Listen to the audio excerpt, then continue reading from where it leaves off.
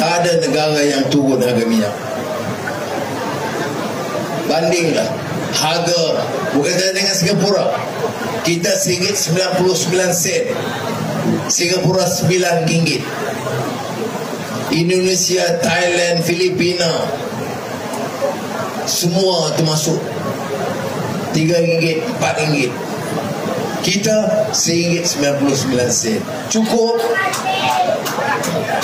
Kalau boleh, kalau ada upaya, saya turun lagi.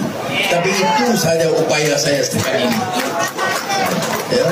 Jadi mudah-mudahan semangat reformasi itu berkuat. Sebab apa saya buat itu? Saya tak pernah. Sebab itu bila saya tengok, walaupun saya sedih lihat video-video lama, ini mengingatkan saya, orang yang sokong kita ini orang yang bawah macam saudara.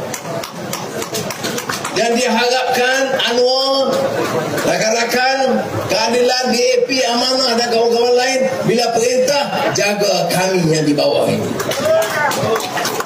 Dan itulah yang saya cuba adakan. Perkuatkan jentera parti, tambah ahli, perkuatkan jentera parti, perkuatkan semangat anak-anak muda, dan supaya kita lawan tetap reformasi.